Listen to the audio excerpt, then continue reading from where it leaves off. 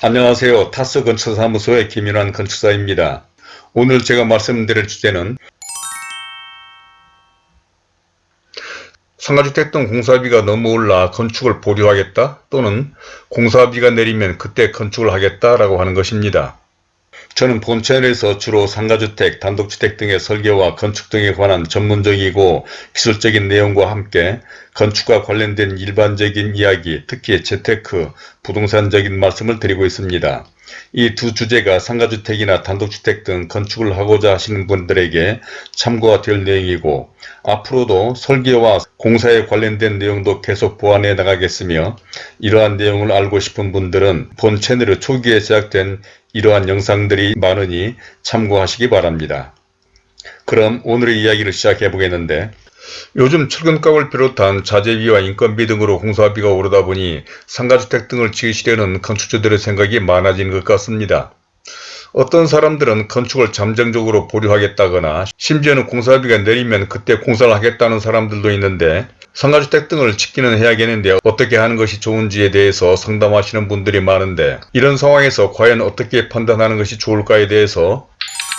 다음과 같은 5가지 내용으로 설명을 드려보고자 합니다. 아무쪼록 오늘의 이 영상을 끝까지 보시면 이런 문제에 대해서 관심이 있으신 분이나 특히 상가주택, 일반 건물 등을 지으시려거나 투자하시려는 분, 또 재테크와 부동산에 관심을 가신 분 등에게 참고가 되리라 생각합니다. 또한 보유하고 계시거나 매입하고자 하는 땅에 대한 기본계획, 즉 가설계를 해보시기를 원하시는 분은 본 영상 아래에 있는 더보기에 적어둔 제 카페의 글을 잘 보시기 바라며, 먼저 본 영상을 보시기 전에 구독과 좋아요 그리고 선풀을 남겨주신다면 저에게도 큰 힘이 되어 이러한 영상을 만드는 데 도움이 될 것 같습니다. 그러면 순서에 따라서 첫 번째로 공사비와 상가주택 건축에 대해서 말씀드려 보겠는데, 공사비는 상가주택 등의 건축을 하는 데 있어서 가장 많은 비중을 차지하고 있고, 또 그 금액 또한 어마어마하지요. 4층 규모의 공사 면적이 150 내지 200평 정도 되는 상가주택이라면 거의 10억 원을 상회할 정도 금액이니 일반인들로서는 아무라도 덤벼들기 어려운 금액일 텐데, 이러한 공사비에 영향을 미치는 자재비와 노무비가 계속 오르다 보니 사실 이런 건축을 하려는 사람들에게는 엄청난 부담이 아닐 수가 없을 것입니다. 물론 물가가 오르는 것이 철근 등 공사에 관련된 자재나 노무비만 오르는 것이 아니라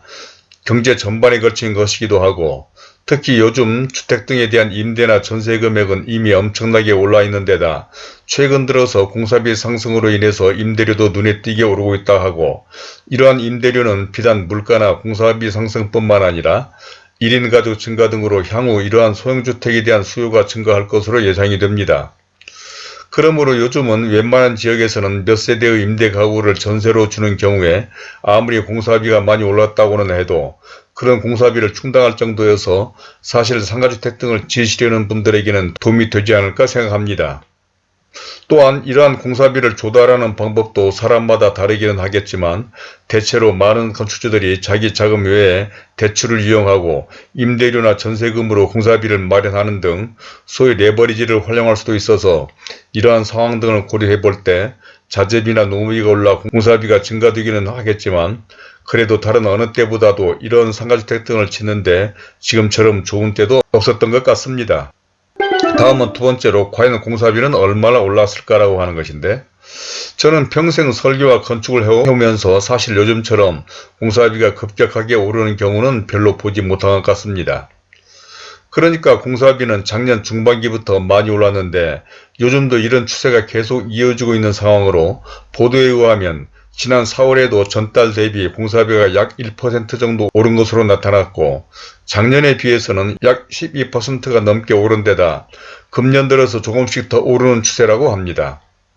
이러한 상승 품목 중에는 원유와 관련된 원자재들, 그리고 건축물의 골조공사에 들어가는 철근과 금속 제품의 가격이 올라서 업계에 따르면 시공능력 평가 10위 내인 대형 건설회사의 지난해 상반기 평당 건축비는 작년에 비해서 약 100만원 정도 올랐다고 하는데, 이는 철근, 시멘트 등 원자재 가격 인상과 인력 부족에 따른 인건비 상승이 불러온 결과라는 것입니다. 이로 말미암아서 대형 건설사 수주 담당자들은 건설 자재 업체로부터 발주처까지 모두가 공사비 문제로 골머리를 앓고 있다면서 발주처와 하청업체 사이에 끼어서 오도 가도 못하는 상황이라는 것입니다. 이러한 대표적인 사례가 국내 최대 재건축 단지인 서울 강동구 둔촌주공 재건축 사업이 공사가 중단된 숨은 원인 중 하나가 바로 이 급등한 원자재 가격이라는 지적도 나온다는 것입니다. 그것은 원자재값 급등 압박을 받는 상황에서 2020년 증액된 공사비도 서울 아파트 평균 평당 공사비보다 낮은데 최근 급등한 이러한 공사비를 인정해주지 못하겠다고 해서 공사가 중단된 것이 아닌가라고 한다는 것입니다. 다음은 세 번째로 상가주택 공사 현장에서는 어떤 것인가에 관한 것인데, 이와 같은 물가 상승에 따른 공사비 증가에 대해서 국가기관에서 발주하는 공공도급공사는 물가 상승률 3% 초과 시 공사비 상향이 가능하고, 대형 건설회사 등은 다양한 자금 조달 방법과 발주처와 리미콘이나 철근 등 공급업체와 어느 정도 대화 가능성이 있지만, 사실 상가주택 등 소규모 공사 현장과 이런 공사를 진행하는 소규모 시공회사에서는 대단히 어려운 상황을 맞고 있습니다. 특히 지난 2월 평균 공사비 20% 인상을 요구한 골조공사 업체들은 공사비 인상이 없을 경우에는 공사를 중단하겠다 하고, 리미콘 업체들도 이달 말까지 가격 인상이 관철되지 않으면 수도권에서 공급을 중단을 하겠다는 등 하도급 업체의 공사 보이콧이 속출할 전망으로 관련 제품의 납품업체들은 공사 중단까지 거론하며 건설회사에 가격 인상을 요구하고 있는 상황이기 때문입니다. 물론 이런 소규모 공사도 도업 계약서에 물가 인상에 따른 공사비 증액 조정을 건축주에 요청할 수 있기는 하지만, 관격공사나 대형 공사 발주처와는 달리 소규모 공사의 건축주들이 이런 상황에 대해서 합리적이고 현실적인 대화가 불가능할 경우나, 또 이러한 현실을 잘못 이해해주지 않을까 염려되어서 공식적인 요구를 어떻게 해야 할지와 이런 것들로 인해서 공사 진행에 차질을 빚어 공사 기간이 연장되지 않을까 전전긍긍하는 현장이 계속 늘어나고 있습니다. 또한 요즘은 대형 건설회사마저도 공사 수주를 하기에 겁이 날 정도라 하지만 상가주택과 같은 소규모 공사를 견적하고 수주 상담을 하는 경우도 그렇습니다. 그러니까 공사비에서 가장 비중을 많이 차지하는 리미콘이나 철근 등 자재비와 전체적인 노무비 단가를 어느 정도로 반영해서 공사비를 산출할지도 그렇고, 또 이러한 현실을 반영한 공사비 내역서를 그대로 입찰에 제출할지에 대해서 고민이 많기 때문인 것이죠. 이는 현실을 반영한 공사비 내역서를 그대로 제출했을 경우에 공사비 증가에 대해서 현장처럼 인식을 잘못하고 있는 건축주가 어떤 반응을 보일지, 그리고 또 경쟁을 해야 하는 입찰에서 현실을 반영한 높은 공사비가 어떻게 작용될지 염려스럽기 때문인 것입니다. 다음은 네 번째로 앞으로도 공사비는 계속 오를 것인가 라고 하는 것인데, 사실 공사비가 앞으로도 계속 오를지 내릴지 미래를 예측하는 것은 어렵기도 하고 또 조심스러운데, 사실 이런 자재비 등의 물가 상승은 국제적인 요인이 작용된 것으로 우리나라만 상황은 아닙니다. 그러니까 가뜩이나 코로나로 인해서 또 코로나가 어느 정도 진정되자 세계 각국에서 경제 활성화 대책 등을 내세우며 개발 사업도 증가하고 있는 데다 우크라이나 사태까지 발생해서 원유나 시멘트 등 각종 관련 제품 가격이 올랐기 때문입니다. 그러나 이러한 원자재 가격 인상과 노무비 상승으로 공사비가 오르자 실제로 대형 건설회사를 비롯한 공사 관련 업계의 경영실적 악화가 예상되고 있고, 특히 이러한 공사비 상승은 아파트 분양가 인상으로 연결될 가능성이 커서 정부나 관련 업계에서 계속 이런 자재비나 노무비 등 공사비 상승을 방치할 수는 없을 것입니다. 특히 이번 공사비 상승으로 어느 정도 아파트 분양가 상승은 불가피하기는 하겠지만, 이러한 영향은 아파트 등 부동산 값 상승을 불러오게 될 텐데, 그렇지 않아도 부동산 문제가 이번 대통령 선거의 핫 이슈가 된 상황에서 현 정부가 이러한 사태를 넉넉히 바라만 보고 있지는 않아 언제까지나 계속 공사비가 오르지 않을 것이라는 다소 희망적인 견해를 보이는 전문가들도 많습니다. 또한 우크라이나 사태 초기에 러시아산 원자재 수출 중단과 공급 차질로 인해서 원유나 시멘트 관련 제품이 폭등하기는 했지만, 언제까지나 이런 수출 중단이 이어질 수는 없을 것이고, 또 이제는 어느 정도 우크라이나 사태가 진정되는 기미를 보임으로써 국제적인 요인으로 인한 원자재 상승도 누그러질 수 있다는 것도 계속 자재비 상승으로 이어지지는 않으리라는 관측도 있기도 합니다. 이제 마지막 다섯 번째로 공사비가 올라 건축을 보류하거나 공사비가 내리면 그때 건축을 하겠다는 건축주에 관한 것인데, 이와 같이 요즘 철근, 레미콘 등 자재비 상승으로 인해서 공사비가 오른다는 보도가 잇따르자 상가주택 등을 건축하려는 사람들 가운데는 계획하던 건축을 보류하겠다거나 공사비가 내릴 때까지 기다려도 되겠느냐는 사람들도 있습니다. 물론 공사비가 증가한다는 것은 분명히 이런 건축을 하시려는 분들에게 악재인 것만은 사실이고 부담이 들이라는 것도 충분히 이해할 수 있기는 합니다. 그러나 사실 어떻게 생각하면 물가나 인건비 등은 매년 상승했지 특별한 경우가 아니라면 내린 적은 전혀 없었고, 또 실제 대규모 공사가 아닌 상가주택과 같은 소규모 공사에서 공사비 증가로 인해서 실제 오른 공사 금액이 계획했던 건축을 보류할 정도인지는 신중하게 생각해 봐야 하지 않나 싶습니다.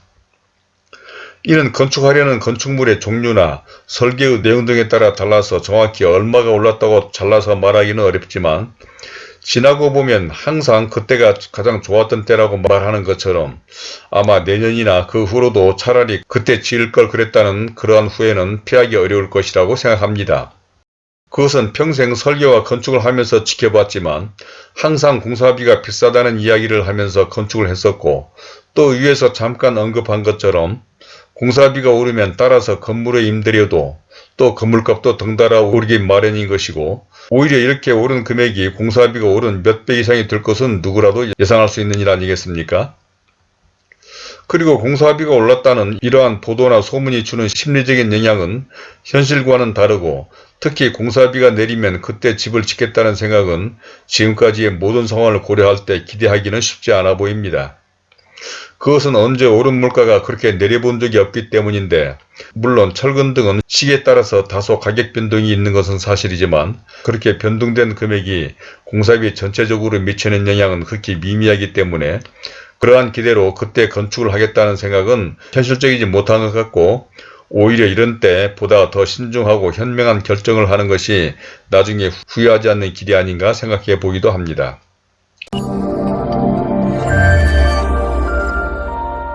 자, 이제까지 공사비가 올라 건축을 보류하겠다 또는 공사비가 내리면 그때 공사를 하겠다라는 등에 대해서, 첫 번째로 공사비와 상가주택 건축에 대해서,